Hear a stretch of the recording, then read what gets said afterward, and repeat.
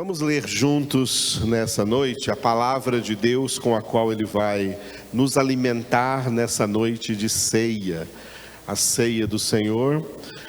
Estamos no Evangelho segundo Lucas, amém? Evangelho segundo Lucas, capítulo 1, capítulo de número 1, do versículo 29 ao 37.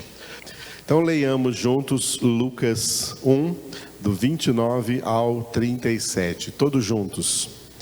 Ela, porém, ao ouvir esta palavra, perturbou-se muito e pôs-se a pensar no que significaria esta saudação. Mas o anjo lhe disse: Maria, não temas, porque achaste graça diante de Deus. Eis que conceberás e darás à luz um filho, a quem chamarás pelo nome de Jesus. Este será grande e será chamado Filho do Altíssimo. Deus, o Senhor, lhe dará o trono de Davi, seu pai. Ele reinará para sempre sobre a casa de Jacó, e o seu reinado não terá fim. Então disse Maria ao anjo: Como será isto? Pois não tenho relação com homem algum. Respondeu-lhe o anjo: Descerá sobre ti o Espírito Santo, e o poder do Altíssimo te envolverá com a sua sombra. Por isso, também, o ente santo que há de nascer será chamado Filho de Deus. E Isabel, tua parenta, igualmente concebeu um filho na sua velhice, sendo este já o 6º mês para aquela que diziam ser estéril. Porque para Deus não haverá impossíveis em todas as suas promessas. O tema que nós vamos meditar hoje aqui, num desses versículos que nós lemos, repita depois de mim: realizações impossíveis. Vamos pedir ao Espírito de Deus, assim que nos conduza a entender quando e como Deus realiza essas coisas que para nós são impossíveis, mas que para Ele são possíveis. Glória a Deus. Vamos entender que as coisas possíveis foi dada a nós. Deus nos deu responsabilidades sobre as coisas possíveis, que nós podemos realizar, e só podemos realizar porque Ele nos dá inteligência, Ele nos dá força, Ele nos dá capacidade para realizá-las. Porque sem Ele nada poderíamos fazer, mesmo dentro das coisas possíveis. Amém? Os possíveis são para nós, os impossíveis são para Ele. Tem gente querendo fazer o impossível. Não, amados, deixa quem sabe fazer. Deus sabe realizar coisas que para nós são impossíveis de realizarmos. Aleluia? É por isso que oramos, Esse é um dos motivos das orações. Senhor, só o Senhor pode fazer isso. Amém? O Senhor realiza coisas impossíveis. Impossíveis aos homens. Os impossíveis aos homens são possíveis a Deus. Então repita: realizações impossíveis. Dentro desse texto que nós estamos meditando, hoje nós vamos do 29 ao 37, esse texto aí se chama, diga, anúncio. Todo esse texto aí chama-se anúncio, porque é o anúncio do anjo Gabriel para Maria acerca do que ia acontecer com ela, que ela iria conceber o Filho de Deus, Jesus Cristo. Isso foi uma obra tremendamente exclusiva de Deus na vida desse ser humano chamado aí de Maria. Então, o anjo veio trazer este anúncio. Dentro desses versículos, nós já passamos por alguns, e hoje é o dia só do versículo 34. Então disse Maria ao anjo: como será isto? Pois não tenho relação com homem algum. Repitam.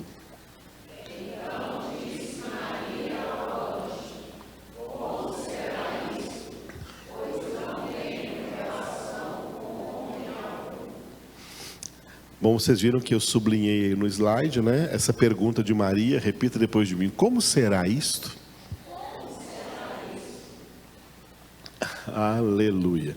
Só um detalhe aqui na tradução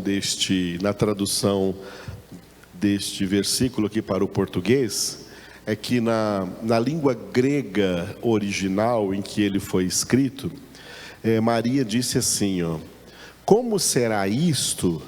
Pois eu não conheço homem. Interessante, né? Assim que está na língua original. Eu não conheço homem. Eu nunca vi em nenhuma outra literatura do mundo, fora da Bíblia Sagrada, o uso do verbo conhecer dessa forma. Na língua hebraica do Antigo Testamento, o verbo conhecer repita depois de mim. Você quer falar em línguas, então repita depois de mim e diga iadá. Isso mesmo, iadá. Iadá é conhecer em hebraico. E no grego do Novo Testamento, diga gnosko. Gnosko. Ambos os verbos aí é o verbo conhecer, tá? É o verbo conhecer. Se você pegar, pega aí na sua Bíblia rapidamente, lá no primeiro livro da Bíblia, Gênesis capítulo 4, Gênesis capítulo 4, na nossa tradução, que nós costumeiramente aqui usamos, revista e atualizada, nós usamos essa tradução aqui, porque ela é a que chega mais próximo dos textos originais, mas mesmo assim ela tem problemas de tradução. Esse aqui é um problema de tradução. Olha só, capítulo 4, versículo 1. Coabitou o homem com Eva, sua mulher, esta concebeu e deu à luz a Caim. Então disse: adquiri um varão com o auxílio do Senhor. Repitam.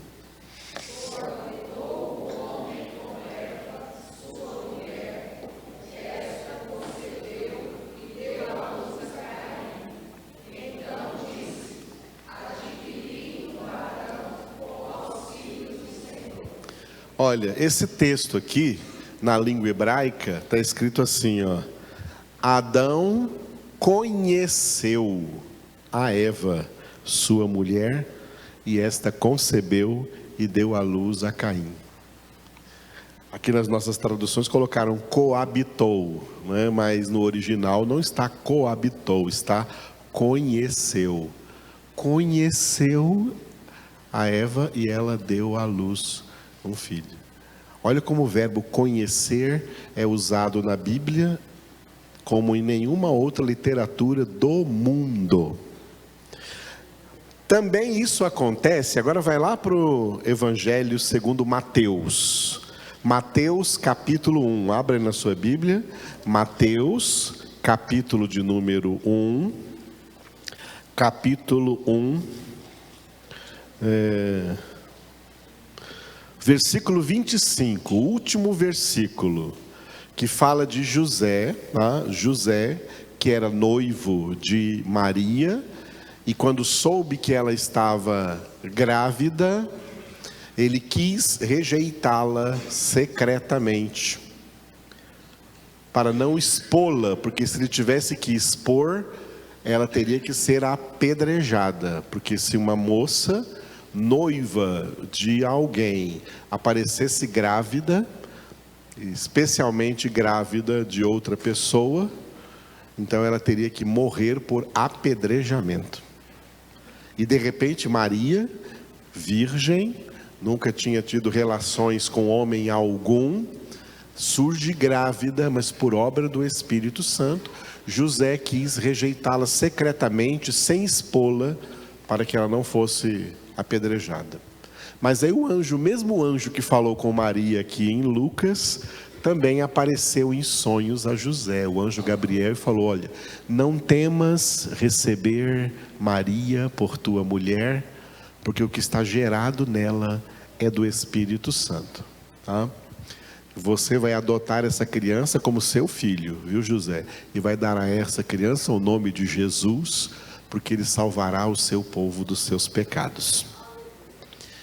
E aí então, dizem no versículo 24, que despertado José do sono, fez como lhe ordenara o anjo do Senhor e recebeu sua mulher. Agora olha o versículo 25.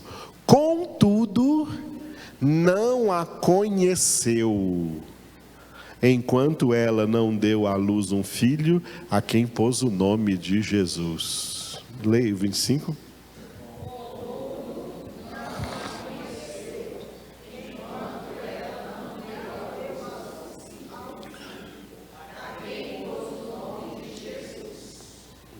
Aleluia. Aqui o verbo está correto. O verbo gnosco, na língua grega que Mateus escreveu, é o verbo conhecer. Diz que José não conheceu Maria enquanto ela não deu à luz um filho, a quem pôs o nome de Jesus. É claro que depois que ela deu à luz, por isso que o enquanto está aqui, tá? Depois que ela deu à luz, eles tiveram relações conjugais, marido e mulher, e tiveram outros filhos. Mas o primeiro filho que Maria teve foi Jesus, sem a participação de homem algum, sem a participação de José. E José, então, quando recebeu a mensagem do anjo, que ela estava grávida por obra de Deus, por obra do Espírito Santo, ele não a conheceu, enquanto ela não deu à luz um filho. O verbo conhecer na Bíblia, ele é usado para definir o relacionamento conjugal, o relacionamento íntimo do casal, mediante o qual relacionamento esse casal gera filhos. Essa mulher concebe, a mulher concebe do seu marido, concebe uma nova vida, gera uma nova vida e dá à luz a uma nova pessoa. O que é normal desde o princípio da fundação do mundo. Mas interessante, primeiro eu quero dizer isso, olha o verbo conhecer aí. E no texto original de Lucas 1,34, foi isso que Maria também perguntou: como será isto? Pois eu não conheço o homem. Ela disse: eu não conheço o homem. Aí os tradutores traduziram já, explicando isso, porque ficaria estranho na nossa língua, nas línguas ocidentais. Então os tradutores já escreveram assim, interpretando o texto: como será isto? Pois não tenho relação com homem algum. Mas no original foi escrito: não conheço homem. Não conheço homem. Quando Maria disse não conheço homem, ela estava dizendo: eu nunca tive relações íntimas, relações sexuais com homem algum. Olha como é interessante o verbo conhecer. Eu confesso para vocês que eu já pesquisei, mas nunca achei esse significado do verbo conhecer em nenhuma literatura que existe aí no mundo. a não ser na Bíblia Sagrada. Só a Bíblia Sagrada usa o verbo conhecer. O que é estranho para nós, né? Porque você, no nosso linguajar, por exemplo, conhecer alguém, né, é ser apresentado, né? Ser apresentado para alguém. Oh, muito prazer em conhecê-lo. Né? Muito prazer em conhecê-lo. Só de você ter muito prazer de conhecer alguém, você não engravida por isso, né? Muito prazer em conhecê-lo. Mas na Bíblia o verbo conhecer é usado nesse sentido. É usado nesse sentido. E o significado do verbo conhecer se extrapola aqui dentro da Escritura para o nível de conhecimento que Deus quer que nós tenhamos dele. Por isso que Deus sempre usou o casamento como uma analogia, uma comparação do tipo de relacionamento que Ele quer com o seu povo. Na antiga aliança, Deus chamou a nação de Israel de sua esposa. Deus disse para Israel: eu te desposei. Deus era o esposo e Israel era a esposa, porque o plano de Deus com a nação de Israel era que esse povo conhecesse a Deus profundamente. Mas Israel foi uma esposa adúltera. Israel traiu a Deus. Lembra de Jesus falar: ai daquele por quem o Filho do Homem for traído? Israel traiu a Deus. A nação de Israel é uma nação traidora. Ela traiu a Deus e a aliança que tinha com Deus foi desfeita, foi cancelada, foi anulada. Hoje existem por aí muitos hereges que ficam ainda defendendo Israel como se fosse povo de Deus. Israel não é mais povo de Deus. Israel foi esposa de Deus, traiu o seu esposo, esse casamento foi desfeito, Israel se divorciou de Deus. Alguém falou para mim esse semestre: pastor, tem pastores que pregam que Israel é o relógio de Deus. Bom, só se esse relógio estiver quebrado, atrasado e não presta para nada.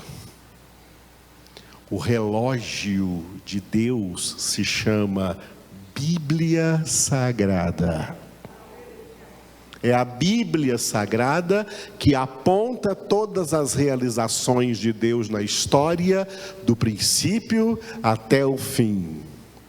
O relógio de Deus é a Bíblia, porque na palavra nós entendemos as coisas que vão acontecendo em cada tempo da história, até o nosso tempo e até o final. O relógio de Deus não é Israel, o relógio de Deus é a Bíblia. Igrejas e pastores hereges encheram igrejas de elementos judaicos, sendo que nós não somos judeus, nós somos cristãos. Encheram as igrejas de bandeira de Israel, de candelabro, luminárias de Israel, danças de Israel, sacerdotes levitas. Tem pastores aí que se vestem com as vestes sacerdotais, fica parecendo padre nas igrejas evangélicas. Tem pastores que só celebram ceia vestido com as vestes sacerdotais dos levitas do Antigo Testamento. Estão fazendo das igrejas evangélicas sinagogas judaicas. E um dos piores hereges é brasileiro, que construiu em São Paulo uma réplica do templo judaico de Salomão. Isso se chama heresia, falsa doutrina, isso se chama apostasia. Essa gente não é de Deus. Eles estão negando Jesus. Deus não tem aliança mais com Israel. Ela foi uma esposa, a nação de Israel foi uma esposa traidora. Sabe como que Deus trata Israel hoje? Do mesmo jeito que trata o Brasil, do mesmo jeito que trata o México, do mesmo jeito que trata o Japão. Dentre todas as nações da terra, Deus escolheu aqueles que Ele vai salvar. Não importa de que nação seja, pode ser de Israel ou de qualquer outra nação. Deus igualou Israel a todas as nações da terra. Ela não é esposa. Ela não cumpriu o propósito que era conhecer a Deus. Ela se entregou aos ídolos. Por isso Deus levantou o profeta Oséias e falou para o profeta Oséias assim: Oséias, vai lá e se casa com aquela prostituta ali no prostíbulo. Aquela prostituta se chama Gomer, vai lá e casa com ela. Oséias se casou com uma prostituta e teve um filho com essa prostituta, ao qual Deus deu o nome de Lo-Ami. Lo-Ami em hebraico significa não é meu povo. Não é meu povo. Lo-Ami não é meu povo. Deus fez Oséias, deu a Oséias esse triste ministério, não é? Para se casar com uma prostituta, uma mulher de prostituições, para demonstrar, para dar essa mensagem para Israel: ó, Oséias está me representando, eu, Deus. E você, Israel, a nação de Israel, está representada pela prostituta. E todo o povo de Israel não é mais meu povo. Lo-Ami, não meu povo. Aí Deus enviou Jesus para inaugurar uma nova aliança. Por favor, diga nova aliança. Diga bem forte, nova. Outra vez, nova. O que a nova vem fazer? Substituir a antiga. A antiga não existe mais. Não existe mais aliança de Deus com Israel. Era a antiga aliança. Oh, Espírito Santo, lava a cabeça de todo mundo aqui.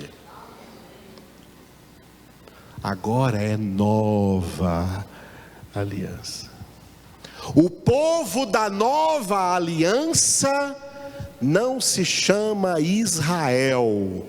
O povo da nova aliança se chama a Igreja do Senhor Jesus Cristo. A Igreja do Senhor Jesus Cristo. A Igreja do Senhor Jesus Cristo. Esse agora é o povo de Deus.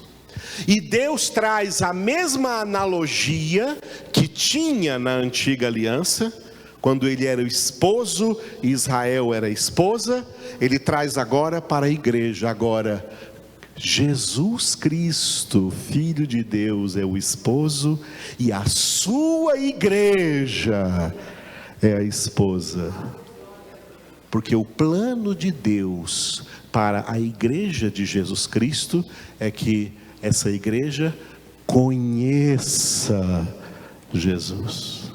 Conheça Jesus. Jesus que orou em João 17:3: e a vida eterna é esta, que te conheçam a ti, um só Deus verdadeiro, e a Cristo Jesus a quem tu enviaste.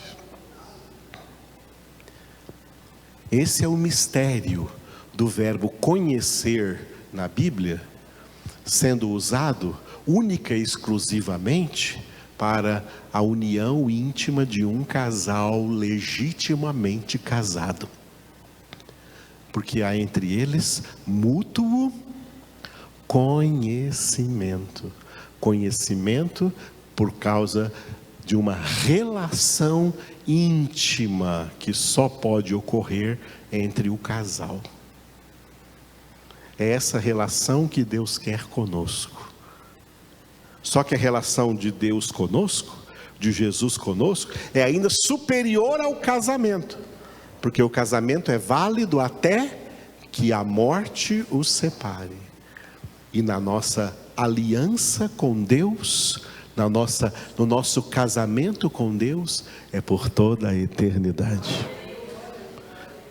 Por isso a vida eterna é esta. Jesus orou: que te conheçam a ti, um só Deus verdadeiro, e a Jesus Cristo, a quem tu enviaste.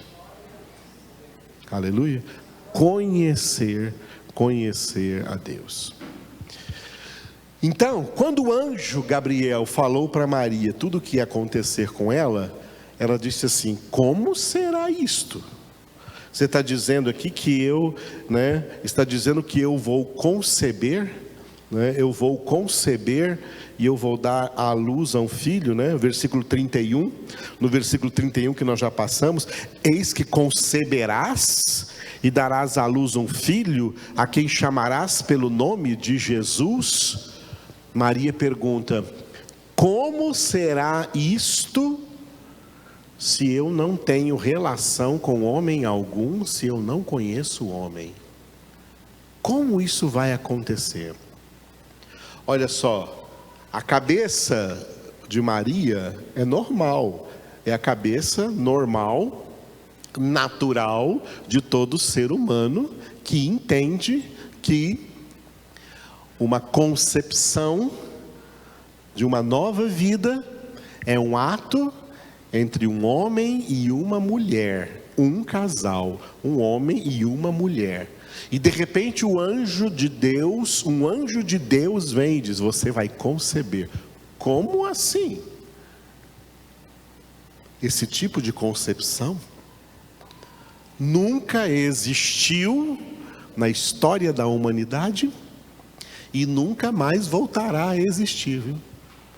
Se aparecer alguém por aí dizendo que está grávida do Espírito Santo, é mentira. É de outro espírito, não é do santo. Uma pessoa engravidar do Espírito Santo foi uma realização impossível aos olhos dos homens.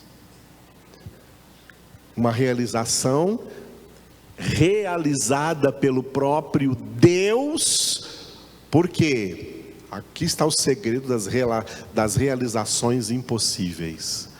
Deus realiza impossíveis dentro do cumprimento dos seus propósitos.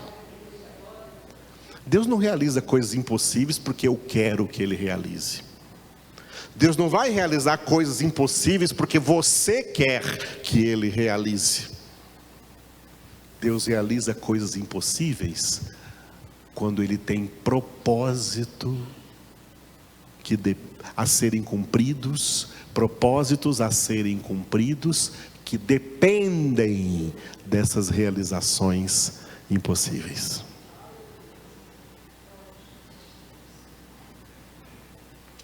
Na mente humana, impossível. Como será isso? Como será isso?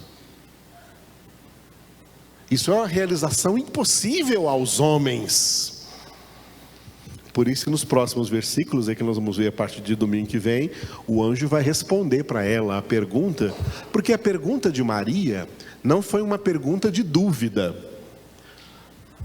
A pergunta de Zacarias foi uma pergunta de dúvida, que sugeriu incredulidade. E Zacarias foi castigado com mudez até que João Batista nascesse. Mas a pergunta de Maria é uma pergunta coerente, uma pergunta de quem quer saber, de quem quer conhecer. Amados, olha, oh, aleluia. Deus, isso eu tenho plena convicção hoje, Deus ama quem quer conhecer.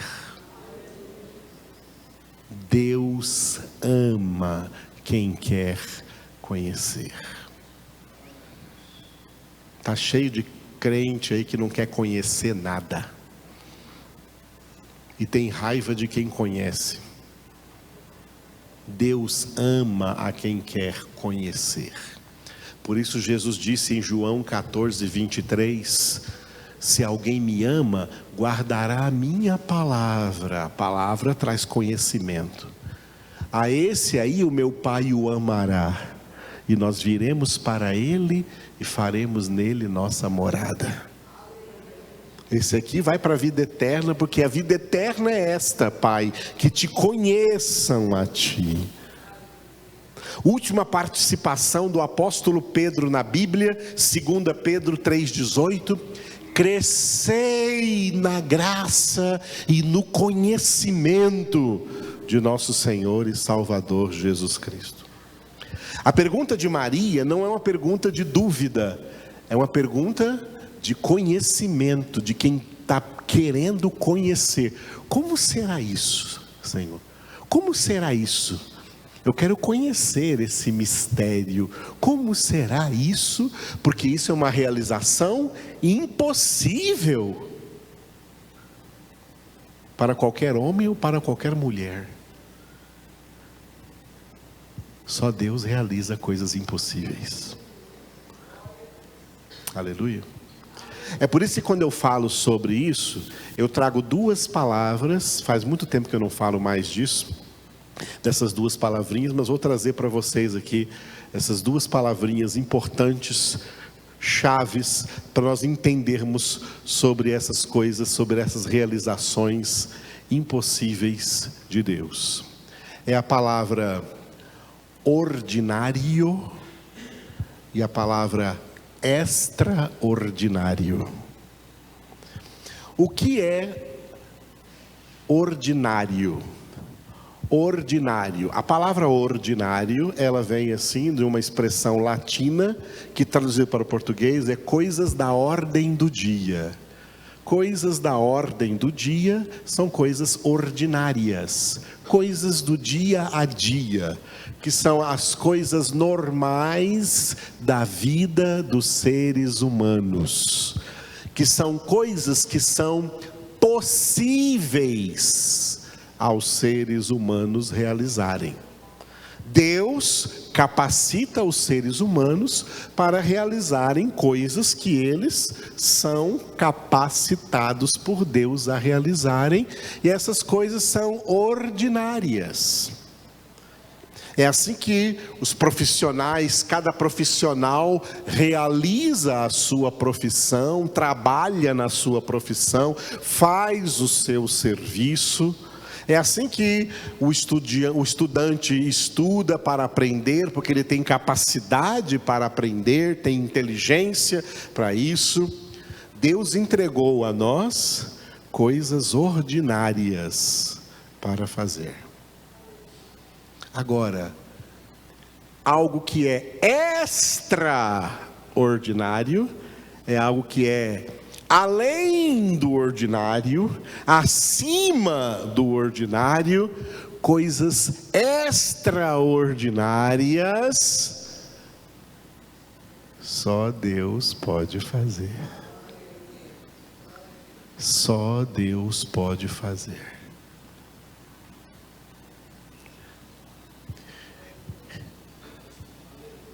Há uma ideia importante para nós entendermos. Por que às vezes, aparentemente, para nós, parece que Deus parou de fazer milagres? A gente não está vendo milagres constantemente acontecendo. Tem uma razão disso.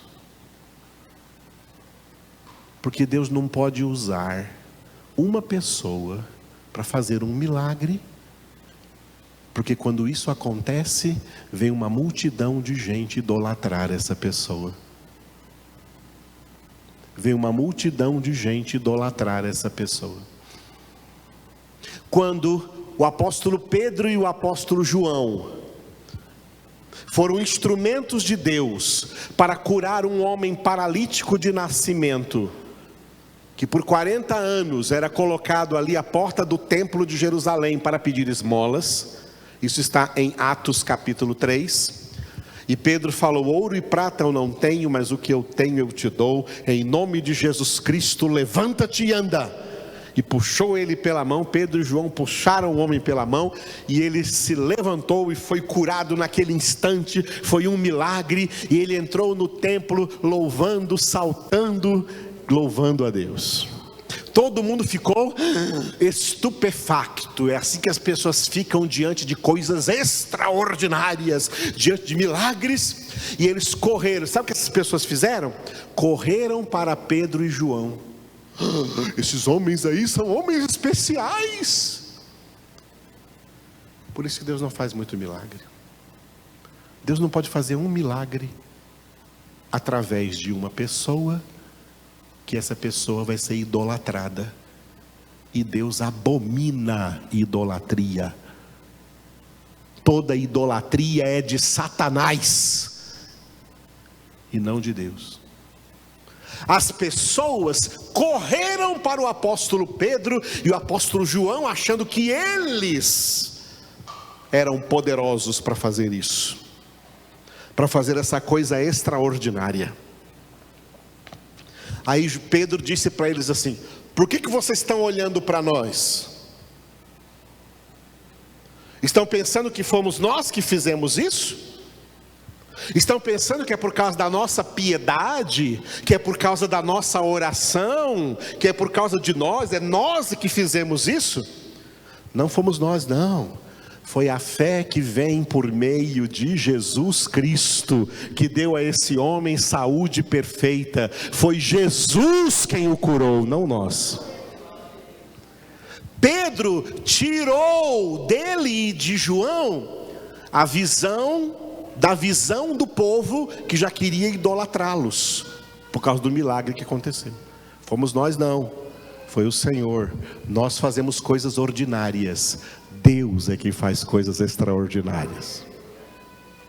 Mais para frente aconteceu a mesma coisa com Paulo e Barnabé. Paulo estava pregando numa certa cidade chamada Licaônia, e disse lá para um homem, tinha um homem lá paralítico, e Paulo disse para ele: Jesus Cristo te cura, levanta-te sobre os teus pés. O homem foi curado, um milagre aconteceu, algo extraordinário aconteceu. O povo da cidade correu, trouxe touros, véus, grinaldas, aquelas coisas todas para adorar Paulo, porque Paulo era um Deus e Barnabé também. Deus não pode fazer um milagre através de uma pessoa que todo mundo vem idolatrar. Deus não gosta disso. Deus não gosta disso, Deus abomina isso.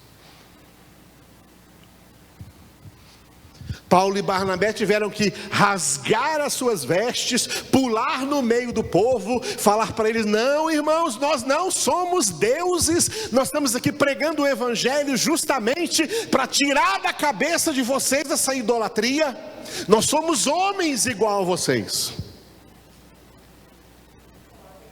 Pedro chegou na casa de Cornélio, Atos capítulo 10, um centurião romano, que já tinha o temor de Deus antes da sua conversão, porque era um eleito de Deus.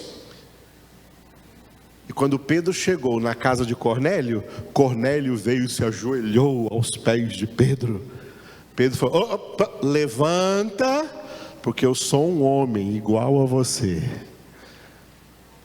Se ajoelhe diante daquele que eu venho anunciar para você. Eu venho anunciar Jesus para você. Vocês estão entendendo, irmãos? Deus conhece muito bem as pessoas.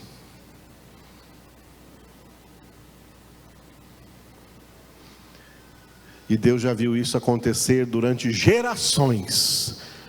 Ele não pode usar uma pessoa para um milagre, que logo essa pessoa se torna um ídolo dos outros. As pessoas querem tocar, as pessoas querem enxugar o suor, as pessoas querem fazer alguma coisa, porque aquela pessoa ali é extraordinária. Não, amados, todos nós somos ordinários. Deus é extraordinária. Nós só podemos fazer coisas ordinárias. Deus é quem faz o extraordinário. Mesmo quando Ele nos usa para realizar algo extraordinário, não fomos nós, foi Ele. Não foi algo programado por nós, foi por Ele. Maria não estava aqui pedindo nada de extraordinário. O extraordinário é que chegou a ela. Seja fiel no ordinário, que quando Deus quiser e tiver propósito, o extraordinário chega. Jesus disse isso com outras palavras: quem é fiel no pouco, sobre o muito será colocado. Significa, quem é fiel no ordinário, Deus vai chegar o momento que vai presenteá-lo com o extraordinário.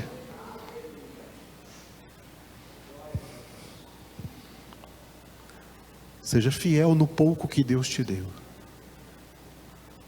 e o muito que Ele tem para você vai chegar, na hora dEle, no tempo dEle, segundo o propósito dEle, segundo a vontade dEle, em nome de Jesus. É assim que Deus realiza coisas impossíveis. Senhor, como será na minha vida daqui para frente? Você perguntando, como será isto? Como será na minha vida daqui para frente? Como eu vou atravessar tudo? Deus é quem está nos conduzindo para toda e qualquer circunstância, para toda e qualquer situação, para todo e qualquer desafio. Por isso Jesus disse: estou convosco todos os dias, até a consumação do século. Jesus no barco acalma a tempestade,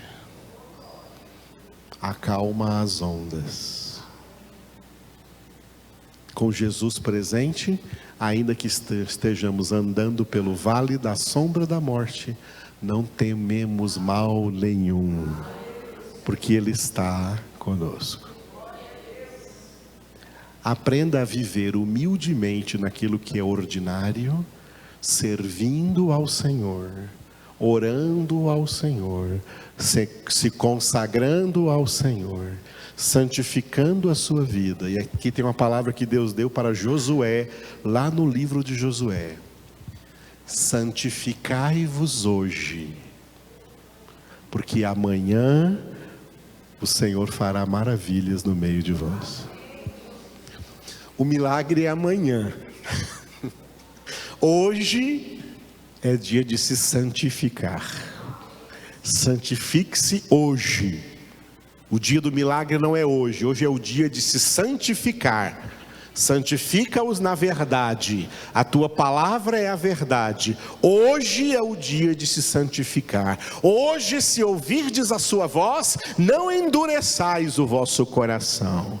Hoje é o dia de se santificar. O milagre é amanhã. E esse amanhã pertence a Deus. Não é planejado por nós. Não é escrito na nossa agenda. Não adianta escrever na agenda assim: amanhã eu vou ter tal e tal milagre.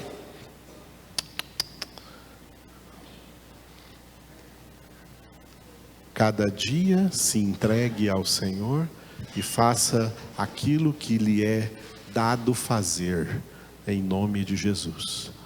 Tudo quanto fizerdes, fazei-o em nome do Senhor Jesus, dando por Ele graças a Deus Pai.